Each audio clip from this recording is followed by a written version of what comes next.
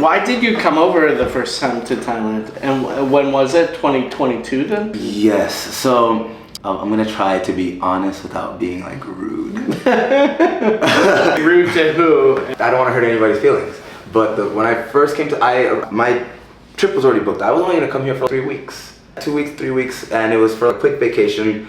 I have always been interested in traveling the world and doing stuff like that. So of course the idea of coming to Thailand, training within their culture, eating Thai food, all that seemed cool, just a vacation. But we were supposed to do the TBAs and something happened. My other teammates weren't training the way my coach liked, and he was like, you know what? Nobody's doing the TBAs this year. And so I was like... Oh, I sort of remember that. Yes, and so this upset me. This upset me quite a bit at the time. And I was like, you know what? I'm gonna go to Thailand for 2 months and I'm just gonna get away from these people, because as an amateur, I had the idea that I needed to fight often to get better. That's why I wanted to do tournaments, because you can go to a tournament and fight the best guys in the country in the TBAs and maybe fight 3 of them, 4 of them in a weekend. And so this was my goal at the time. I just wanted to do that. And so when that was taken from me, I was like, no, I'm going to Thailand. Fuck you, Joe. No, well, not necessarily, but it was more like, fuck my teammates for not training hard, because I still agree with the idea of you're not training good, you shouldn't fight. I was just upset. I'm still young, but I was younger. I was emotional. And so I came, I extended my trip for longer than 3 weeks, 2 weeks, and I ended up staying for 2 months, and then I extended that to 3 months, and then I ended up staying for like 5-6 months. And then I got sponsored. I obviously was here when you came here, but it was like 3 years ago. And now when I talked to Junior, I was like, of course I've been here the entire time. Mm-hmm. Junior was here, and then... So I've been here the entire time. Junior told me about how and why she came, and I was like, oh, I didn't know that. It's hard to know everyone's motivations. Yeah, motivations and origin story. And also, just to add, Joe helped me every step along the way of coming to Thailand. He contacted on Fairtex, contacted Prem.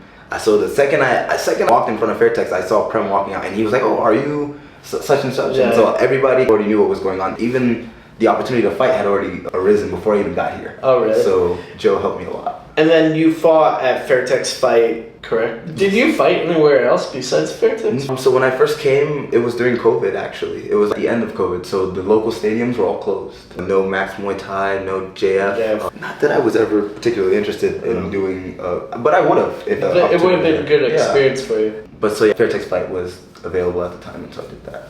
So then because you started fighting regularly at Fairtex Fight. Yeah. You did that 3 or 4 times in the 5 months. 3 times. 3 times. Win, win, win. Yes. And then Mr. Wong was like, you want to get sponsored. Yes, so the first fight, I was supposed to fight a Thai guy. Thai guy didn't show up, or he had COVID.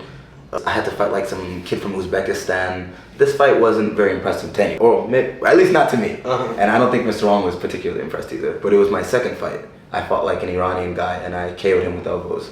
And Mr. Wong was like, I'm gonna talk to my son about you.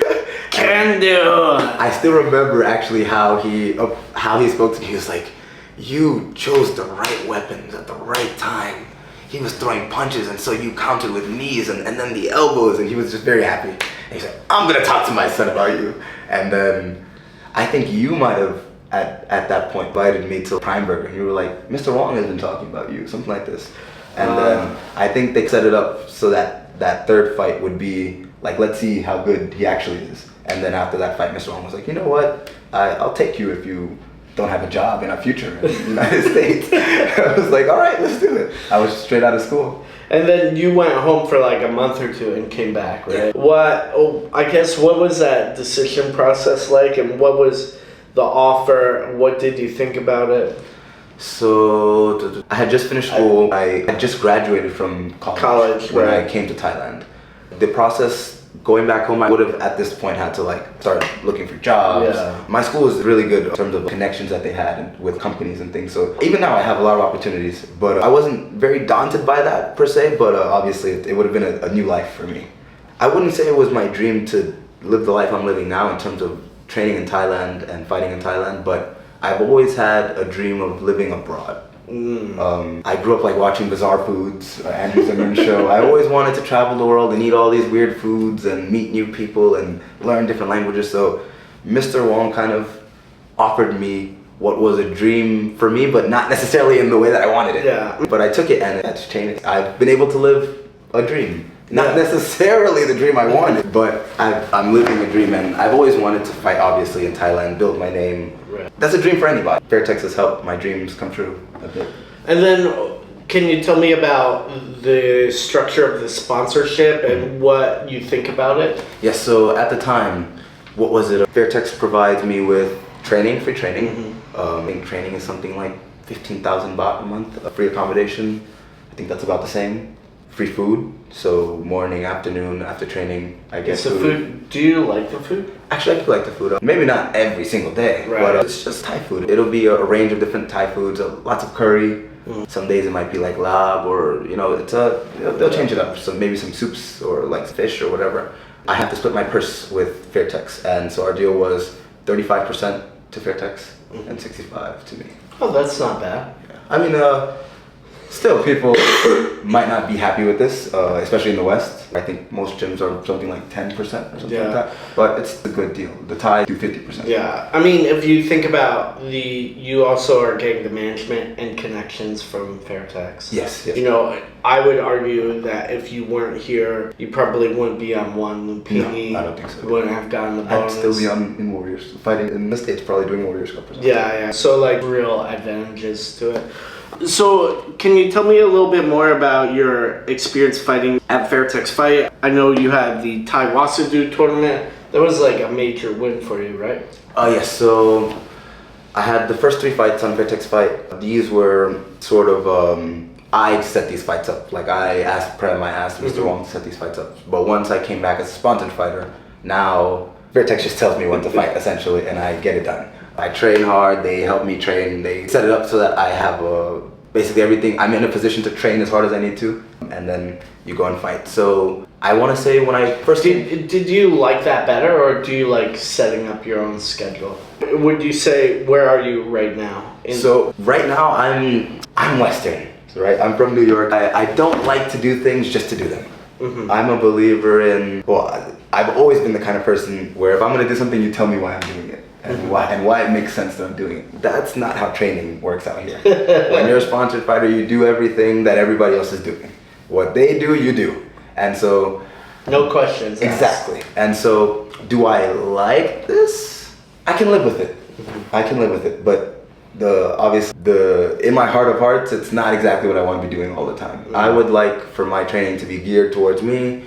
I would like, for example, if I'm tired on a specific day, when I used to train in the States, Joe would look at you. If you have a fight coming up, Joe would take inventory of how you look, of your energy levels. If one day he felt like, you know what, I'm not going to push this guy. I'm not going to kill him today. You know, pull it back. Whereas here, there's usually not so much of that. It's like, you're going to die and suffer every day. So it's a different style of training. You have to manage it yourself in terms of how you pull back and make sure that your body doesn't just crash through the training. So I would say I do prefer a bit more of individualized kind of modern approach, but I can live, and I have lived with this style of training. The management of the training is probably the hardest part. Yes. And like being able to do this for 3 years, basically over 2.5 years, is very successful. Yes, I think so. I mean, it is, because you've seen other people that just cannot manage the workload and cannot manage the training structure. It's difficult. It is for sure. But going back a little bit, the Taiwas tournament, you just basically got told. Yeah, the tournament. I didn't even know which tournament it was. Was it the first Taiwas or the second? This was the first one. And so at this time, there was also a Super Champ tournament going on at a similar weight class. So I remember me and Aaron Zakin both being told that we were going to fight in tournaments, and we didn't know which one. So it was like, am I going to do Super Champ, or are you going to do Fairtex? Yeah, what's going on? No idea. And so we figured it out eventually. Did he do the Super Champ one? Yes, and he fought Parham, the current one championship fighter. Oh, right. It's a good fight too. So I basically found myself in this Taiwas tournament. There was a starting 8. There were 8 in the beginning. Yeah, it's 8. So you do 3 fights, right? 3 or 4? Yes. And quarter, semi-final. Yeah. And 3. Most of the opponents were, I want to say there was only one person in the tournament who was taller than me. And then most of the opponents were significantly shorter because it was 65 kilograms, and the Thais also don't cut all that much weight for like Tex fight. Maybe they do it more so for one Lumpini or something like that. But generally speaking, Fairtex Fight Super Champ, these Thais don't cut all that much weight. How much did you make per fight? Like 10,000 baht, 12? At that point, maybe something like that. Yeah, maybe 13. Yeah, around there. It wasn't bad, but it wasn't super high. Yeah. I don't even remember if they had the 10,000 bonus then. Yeah, because they only did that for about a year and then cut it. I remember not being very confident getting into that tournament because all the fighters had much more experience than me. Like some of these guys had fought like Rod Tang, they'd fought all these Sulin Wu and Felipe Lobo and all these one championship guys. And even back then, these guys, even if they won in one championship, there were names that you could. Yeah. And so I wasn't very confident at all. I remember lining up with all 8 of them, and I was taller than most of them, but I was still like, shit, am I gonna win this? But I managed to do it. I fought 3 of them, and I got through it, and I was the last man standing. And then the last one was small gloves. Yes. And actually, I think the last fight with Naruto was a very Thai experience. Yes. Can you tell me about that and like what you thought about the whole thing? So when the tournament started, everyone assumed that at the end it was going to be me and another guy named Ponswan. Oh, right, the guy from Chiang Mai. Yes, Ponswan's a tough guy. Yeah, he's good. He knocked out the Muay champion Italian guy. I forget his name right now. Mateus? No, Luca. I forget another guy. That's another guy. Alex Sara? No. I can't remember the name right now. The Italian Ferrari? No. It's the only Italian to win the Omnoy title. He knocked him out with a body shot in small gloves on Fairtex fight. So he was doing well in the tournament as well, but Naruto had beaten him, obviously, in the semifinals, so it ended up being me and Naruto. I had to train very hard for this fight because Mr. Wong thought that Naruto was super technical. He thought that it was like a 40-60 fight. 40 for me, 60 for Naruto. So he pushed me to train for that fight. Even going into the fight, of course, you never know if you're going to win 100%. I wasn't 100%, but I 100% knew I was going to give him hell. I was going to try to do everything in my power to make it the worst day for him possible. So when the fight actually did happen, what was it? I cornered him a bit, he was moving around the ring, he threw a kick or two. I basically took the kick off the arms and did like a kickboxing style, just like bang, bang. And I hit him, but then he just goes down, and they stopped the fight, and I was like, oh, okay, the fight's over, whatever. Shortly after that, I didn't even realize that there was a controversy until I came all the way back to Fairtex, and Mr. Wong was like, I don't believe that punch landed, and da-da-da. I was like, Mr. Wong, my hand hurts. I only threw 1 punch in the fight, and it landed on him. Basically, the idea is that they called it the Bluetooth punch, because if you looked at certain angles, it looked like the punch didn't even land. Yeah. You can listen. Yeah, you can hear the punch. Everyone who was there can hear the punch. If you go to Celeste today, she's like, no, I was there. I saw the punch. I heard the punch. I have video from other people's phones. Of the fight. Yeah. And so for me, there's no question on whether or not the punch landed. I know it landed. My hand fucking hurt after I fought the guy. But whether or not he was hurt enough to have gone down the way that he did and just stay there, I don't know about that. I know I threw the punch as hard as I could because I did want to test his chin. But clip on the temple, right? Yeah. And these are the shots that destroy your equilibrium. Yeah. Sometimes you get clipped on the temple and your legs go. The guy who just knocked out Tengnam fought Regin Ursel that same year, maybe 2 months after. Regin hit him with a punch that grazed him the same way, and he couldn't get up. He tried to stand up. It's like, wow. Yeah. I was like, why isn't anyone calling this the Bluetooth punch? The punch barely landed. But these things happen. Either way, Naruto's story was that he was basically scared to fight. He said, this foreigner's really big. I don't want to get hurt. We're fighting in little gloves. Yeah. He was like, he said, I believe, was that I hit him. He felt the impact, or he felt maybe slightly hurt, and he was like, all right, this is where we stop this. Yes. And so he went down and he was like, I'm going to stay here. And I believe that. Does it really matter to me? Not really. At least for me, it was interesting because it was a little bit of a scandal. Yeah, it was. And I almost had to fight for this belt again. Yeah. Because of that. People were like, oh, my Sak Samsiri, he fought without honor. Yes, he took a dive. But it wasn't really a dive. I cracked him, but Bluetooth punch, whatever you guys, let me punch you with that Bluetooth punch and see if it doesn't hurt. But and the Taiwas tournament, then you basically got tracked onto one. You had a few more LWC fights though. Yes. So originally the Taiwas tournament, what they said that the prize was you win. I forget whatever the money prize was, and you win a chance to either fight on one or one lumpini. This was their exact words. So at some point, this changed to you will win a chance to fight on Road to One. And did you do Road to One? Yes. Then they put me on Road to One. You did not win that though? No, I fought Muay Thai, the kid. Oh yeah, the super tall kid who lost to Nontachai. Oh, Nontachai is so good. But you know what? He had beaten Nontachai in the past. Oh, so really? They have fought multiple times.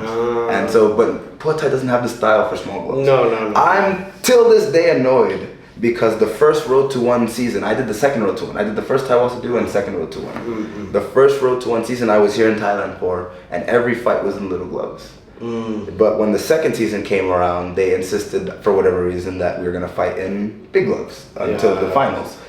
I feel like I could have knocked out Muay Thai in small gloves because I hit him very clean, very hard many times. Is Muay Thai still fighting? Yes, he's actually and still he's like always on the stadium circuit. Yeah, he fights like some Muay fight and stuff like this. He's always fighting like a Raja Damarin champion or he's always fighting like a former champion, good caliber. Or even he's fought a few like one Lumpini fighters and finished them. Yeah, he's good. If you fought Nontachai, that would be very good. It would be He's so good. But even in that tournament, I was undersized. Mr. Wong put me in it. It was at 68 kilograms. I won Taiwas to do at 65, and then for whatever reason, I guess I was supposed to fight Ponsuan, and I got a very bad infection in my leg. Oh, I sort of remember that. And so it ended up being, okay, you're going to do Road to One at 68 kilograms, which I had never fought that heavy. Yeah. But that's what it is.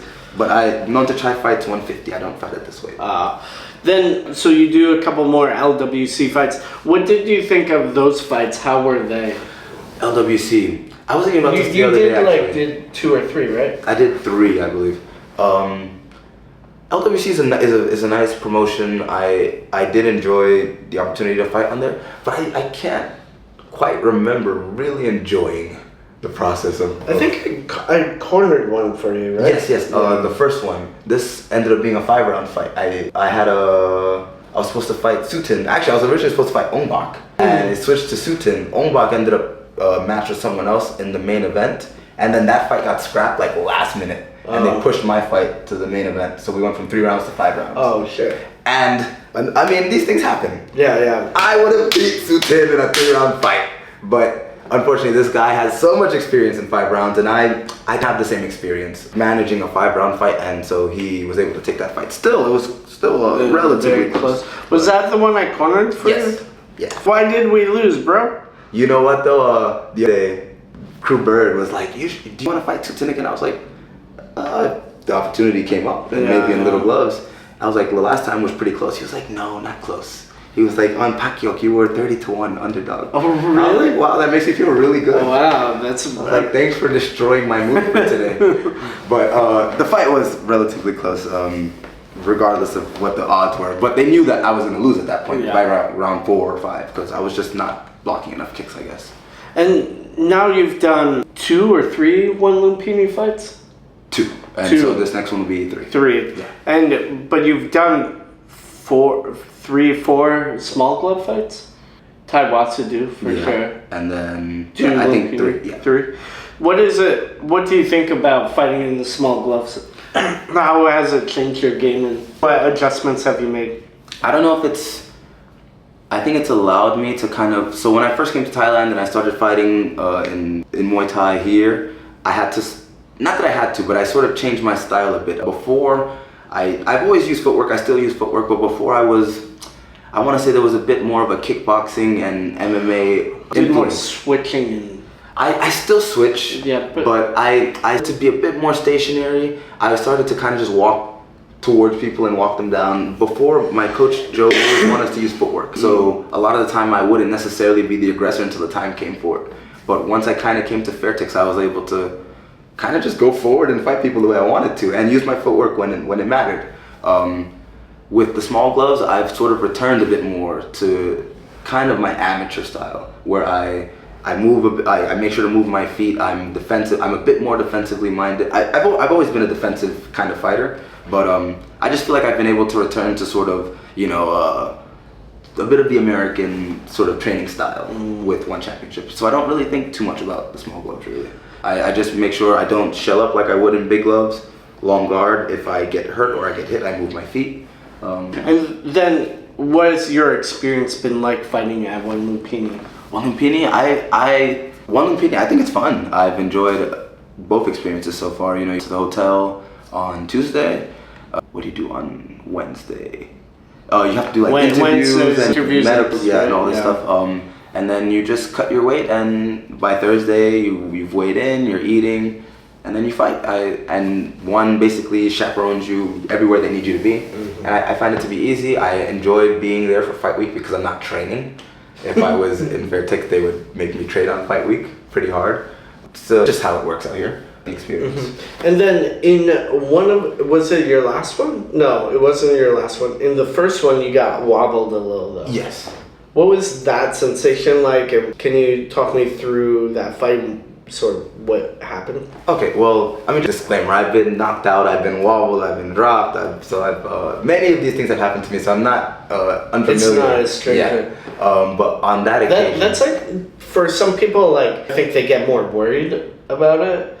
But for some people, it's like, oh, this is just something that happens sometimes. Yeah, I got knocked out in my first Muay Thai fight. From the head kick? Yeah, so I got sort of the worst of the sport right out of the way. I'm not afraid of this stuff. That's why it's part of the reason why I can kind of just wade into danger in these fights. I'm fighting who? I'm doing what? Oh, okay. If I get knocked out, it's okay. Yeah. Like Ferrari, he's like, or Mr. Wong says he has a shadow on his heart. He's afraid. They say he's afraid of getting knocked out. He's afraid of getting knocked out. Yeah. I don't want to. I will do everything in my power to not get knocked out, but I'm not afraid of the sensation. Mm-hmm. I'm not afraid of of it happening. I've hurt in these fights. I know what it's like, and anything can happen. Obviously, knock on wood, I don't want to get knocked out, but it doesn't scare me per se.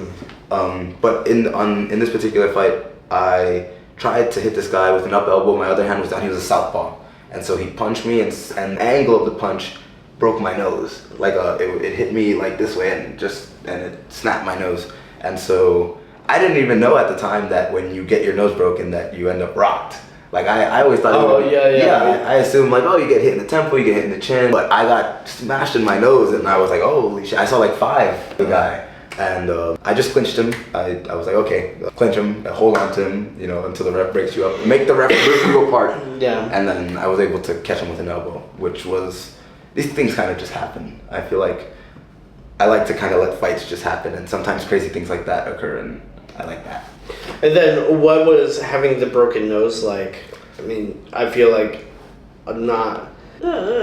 maybe some people have had the sensation of breaking their nose. I definitely have, but it's good to talk about. So in the actual fight, I know my nose was broken. I knew that I got hit hard and I was rocked. It was like being on a ship that's in the waves. I had no equilibrium. It looked quite like that because I think I remember seeing you wobbled for a second. Yes, and a half second. I continued to wobble. But people who watched the stream and who watched the fight didn't all catch on to it for whatever reason. But I was very rocked. The situation, I just tried to stay safe.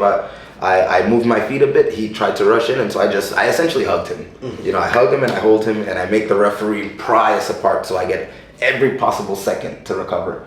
This works for me. I usually recover quite fast. Yeah. But after the fight, obviously, nose was a bit crooked. Had to deal with going to the doctor. Speaking to the One Championship people, they were like, I guess they didn't know that my nose was straight before. Because many people come in with these wonky noses, so they're just like, okay, you're a fighter. Yeah. I was like, no, my nose wasn't like this. And they were like, don't go tonight. The doctor who works on the noses isn't going to be there. They're just going to give you painkiller. Wait until tomorrow or so, or Monday, and then reach out and we'll handle everything, whatever. And so, okay, Saturday, Sunday, Monday, my nose was still crooked. I still couldn't breathe. And so I went to the doctor. The doctor immediately was like, yeah, you're just broken. And they fixed it for me.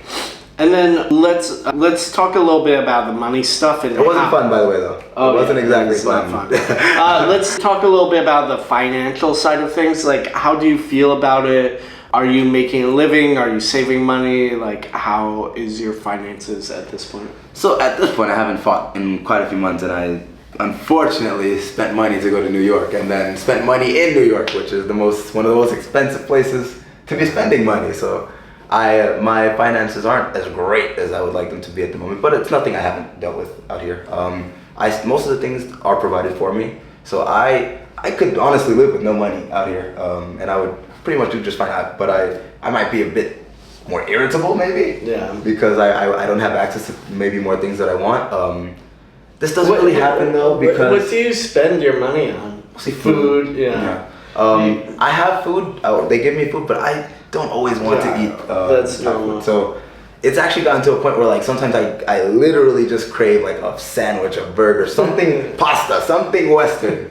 It wasn't always like this, but it's become like this. Yeah, I know. Yeah, but I've always had, even when I came to Thailand, I've always had support from, if it wasn't my parents will always help in whatever way they can. They're not necessarily in a position to send me loads of money, but if I need help, they'll give it. Not only people from my gym, or just people around who kind of want to support my career. Yeah, so they'll send money occasionally. Yeah, you can be like, hey, Joe. Some people who would just send it whenever, like just as a support, basically, sort of thing. And I appreciate these people. Nowadays, I have like a few sponsorships, like the Jack Jams. People can order jam, and I get almost all the money that they spend on the jam. Things like this that help me out quite a bit. What else was just about money stuff? And now your purse is like $3,000-$4,000 per fight. So at the moment I haven't fought in a little bit. I have a fight coming up in a few weeks. Once I started fighting on One Lumpini, before One Lumpini, purses were quite small. Yeah. So it wasn't the easiest to. First, you get the purse. Mr. Wong might take. If it's below a certain amount, Mr. Wong doesn't take much. Yeah. But he might take 1,000, 2,000 baht just for gas and things. Then you have to pay the trainers. Yeah. So however many trainers that work with you, some people might have one trainer. I usually work with a few people. Yeah. And I want to make them feel appreciated. And I might give a bit more than even I'm supposed to, because it's just it's good. It's smart. It's investing. And even my father would always tell me, don't give them too little. Give them something that's worth it. So you end up with maybe not that much money after fighting on like a super champ on Fairtex fight, after you pay everyone. And it can be a bit hard to not to survive for me, because obviously I have everything I need for basic survival, but it'll be hard to have extra money in your pocket from the fight. Once I started fighting on One Lumpini, this problem is kind of gone away. I'm with the purses that they give, I'm able to live pretty comfortably and eat all the Western food I want. So maybe a couple last things. What are some of the major lessons you feel you've learned in your 3 years out here fighting in Thailand? Major lessons. I'll make it very personal. I never personally, I think it'll be personal for me, but if people hear this, maybe it'll resonate with some people. I was never of the belief that I could do what I'm doing. Like, even if I would have had the opportunity, I wouldn't have thought that I would beat this guy or win this belt or go to One and be able to do these things. Mr. Wong believed in me. Mr. Wong believed in me and still believes in me more than I believe in myself. And I really appreciate it, because obviously he propels me. But one major lesson that I've learned is to believe more in myself, because even without the belief, I've been able to do quite a bit. And if you believe in yourself and you believe in what you can do, then you can do things that would have been impossible otherwise. It'll be impossible if you don't do it or if you don't try. But thankfully, thanks to the experiences and the people that I've met, I've been able to do things that I never personally would have believed that I could do. And so looking back, I'm like, fuck, I did this, I did that. And it's very, even to me, it's kind of inspiring. Like, I want to see what else I can do. Yeah. And then what do you think you learned from Mr. Wong? Because he's like, I feel like there's definitely some things that he's taught me that have sort of stuck with me. Yes. He's taught me a lot. It's probably gonna sound pretty basic, but just like the things he says, like no pain, no gain. Obviously you have to work hard as a fighter. You have to kind of suffer in the gym so that you don't suffer in the fight. And maybe there are a bunch of American coaches out there saying it, but Joe didn't say that. Joe was a great coach. Joe, I don't know, Mr. Wong just has like these simple like aphorisms that really like apply to what's going on. He'll say little things like in training, sometimes if I'm getting hit or whatever, he'll say, believe in yourself. You know, sometimes I want technical advice, like move your feet, parry, but sometimes he'll actually like build my heart. Like, he just has a way of doing things. Mr. Wong's taught me a lot of stuff. You need confidence. He's embraced the idea that I've always known that I'm a bit of an aggressive fighter. I have very aggressive moments in fights, but I've always been more technical. And so that kind of pulled from my aggression. And Mr. Wong has always tried to push me to be more aggressive. And so that's another thing that he sort of taught me how to Muay Thai fight properly in Thailand. You know, I never, sounds simple, but in the States, I was never coached to I was never told like, okay, if you block these kicks, he can't score. And you'll score and you'll win, basically. In the West, a lot of the time you're just taking kicks off the arm and you're countering. And so the culture of fighting is different. And Mr. Wong is the one who sort of essentially just explained to me, like, block these kicks. Like when you fight Naruto, block the kicks and hit him and you'll probably win. But you need to block the kicks. He breaks down Muay Thai into such a simple thing. Did you do TBS? Yeah, I did. I did a few Muay Thai tournaments in the States. My amateur career wasn't as long as it could have been, but maybe I did like 5 or so Muay Thai tournaments. Oh, really? Yeah. That's a decent amount. Yeah. So you said you did go to TBS? Yeah, like 3 times. Oh, that's pretty good. But I never won the TBAs. Oh, it pisses me off. Yeah, I've knocked out people who won the TBAs, but I've never won it myself. So you started in Taekwondo and stuff, right? I started in Kung Fu, like traditional Chinese martial arts. Yeah. I mean, yeah. Punching, kicking, elbowing, kneeing. Still, I grew up sort of using all the weapons already. And then, so that was in Brooklyn or Manhattan? This was Queens. Queens. Yeah. And that's where you're born as well. Technically, I was born in like Long Island. Oh, really? But I always lived in Queens, grew up in Queens. It's just that my dad likes a hospital out there. He doesn't like Jamaica Hospital. It's like the nearby hospital. He doesn't like it. That's where Donald Trump was born. Oh, really? Yeah. Wait, you were born in the same hospital as? No, he was born in the local hospital, Jamaica Hospital. I was born in a hospital called Long Island Jewish. I see. And so you started in Kung Fu, then like 15, 16, you started moving into Muay Thai? Yes, I did Kung Fu from, I think, end of 6, then about 7 years old. I did only Kung Fu for maybe 10 years. Almost 10 years. And do you have a black belt?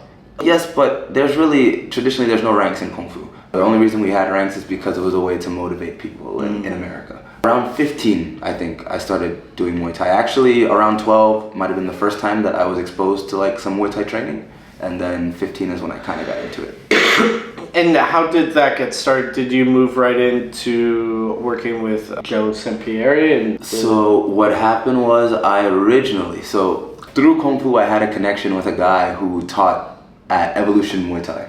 Oh, yeah, Brandon. Yeah, and who also is connected to Joe. They've been good friends for many years. So this guy has been one of Brandon Levi's students for maybe a long time, over 10 plus years, maybe now 20 or something around there. And so he had also done the same style of Kung Fu that I did under like a similar lineage. Like his teacher was my teacher's like training partner. And so he started me in Muay Thai. I first trained with him when I was 12, like once or twice. And then I actually started training with him consistently when I was about 15. And then from there, I was already in Hendo's actually doing jiu-jitsu.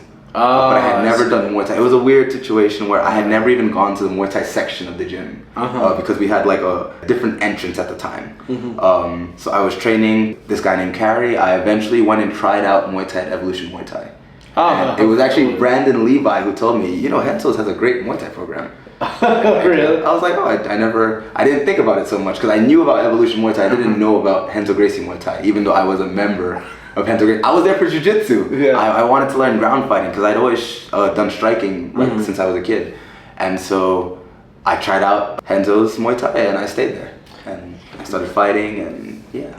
For about, how old are you now? 22, 23? 20, I'll be 25 this year. Holy. So you were basically there for 6 or 7 years? I was there for a long time. I'm still affiliated with all these people. I don't... Yeah, of course. Yeah. You've been here in Thailand for like 3 years now. Yes, we're coming up on 3 years. That's a long time. Yeah, I don't even know how it happened myself, but yes, I've been here a while. So when you started working with Joe Moore, that's when your active fighting career began? I was pretty quickly into training with Joe, that he kind of expedited my way through like the program that he had. Like suddenly I was able to go to the advanced class because he liked me. Mm-hmm. Suddenly I was able to spar. Suddenly I was able to train with the fighters, and then they had some tournament coming up at the USMTO. And he's like, "Oh, you want to fight?" And I was like, "Okay, sure." I had competed before as a child, like in fighting, right. So it wasn't too crazy for me to just jump into Muay Thai. And then what was some of that early amateur experience like? You did the 5 tournaments. You also fought a bunch of times on Warriors Cup, right? Yeah. So my first USMTO, I was 17, so I had to compete in juniors. I fought one time in this tournament, and it was on the final day for the belt, and I lost this fight. I lost my first Muay Thai fight by head kick. Really? Yeah, I was winning the fight, but at one point I wasn't managing distance very well. I threw a punch. My hands were actually up. He threw like a hand in my face and then threw the head kick behind it. My hand was up, but it hit kind of here, and it still destroyed me. Mm-hmm. And I went down, and I was a kid, so they were like, no, stop this fight. You know, you have to go and like wait by the doctor afterwards because they're worried about like this sort of thing in those tournaments. Yeah. That was my first fight. Joe didn't have me fight for another year actually after that. We just worked on just basic stuff. We trained for a year, and then I went to USMTO the next year and won that tournament. So I had to compete as an adult, and I fought 3 times. I fought 3 adults, and I smoked them. Yeah. Yeah, boy. I won the belt that I couldn't win the year before, so that worked out. And then how many times did you fight in Warriors Cup? What was that experience like? So Warriors Cup, I think I fought the first time on Warriors Cup in 2021 after COVID. So they were just like working their way back to like existence because COVID kind of destroyed everything. Yeah. And it was at an Indian restaurant, I remember. Their first show back. Well, it still worked out. Like there was a chandelier like nearly in the ring. Mm-hmm. Like the ring is kind of high and the chandelier was like right there. But what Warriors Cup was good for me. I actually started knocking people out a lot on Warriors Cup. So this kind of built like some respect for me over there. How many fights did you have there? And then I think I only fought on Warriors Cup like 4, maybe 5 times. But that was in the span of like a year or two? 2021, 2022, and And so you were like in college or finishing college and fighting? Yes. And then I guess now that you're an adult and have a lot of experience, how would you say the American Muay Thai like structure was, and what was the training like for you? What do you think what do you think about it looking back on it? I don't think it's changed much in terms of like the structure. It's like you get a gym membership, whether that's to, you know, your local Muay Thai gym or whatever it is.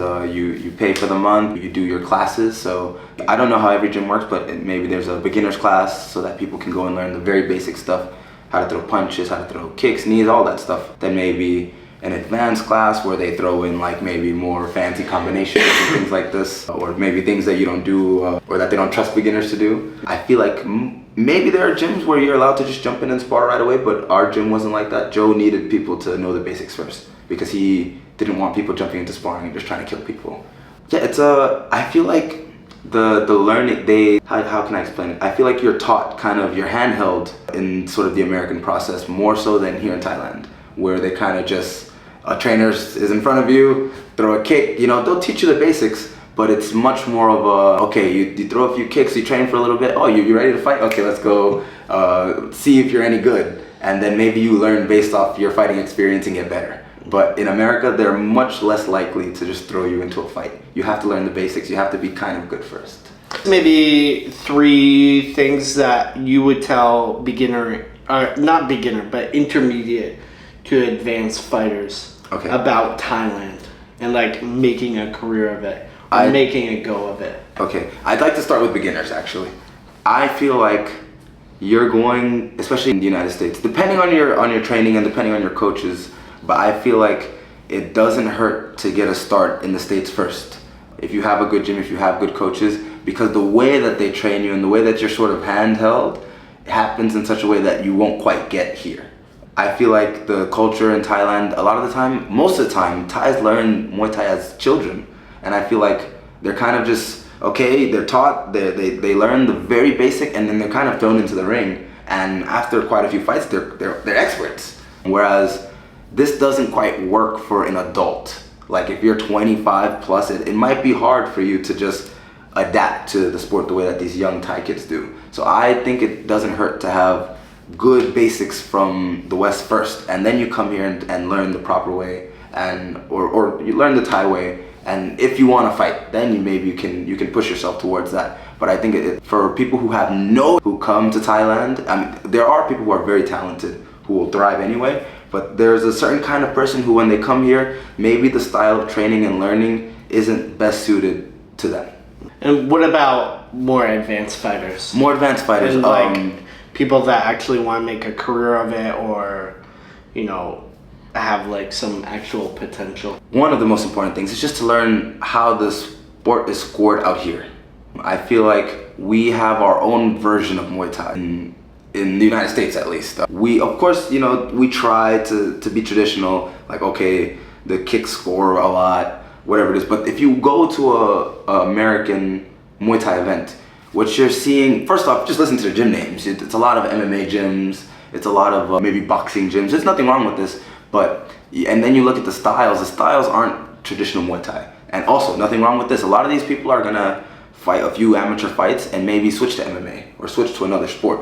And so they're building some experience through fighting Muay Thai. But there's not that much of a care taken to, for example, checking kicks, which is number one in Thailand. You cannot go into a 5-round Muay Thai fight and not check kicks.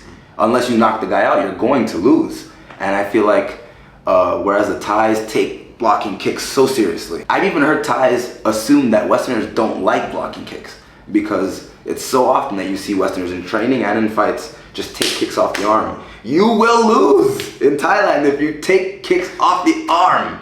You have to block.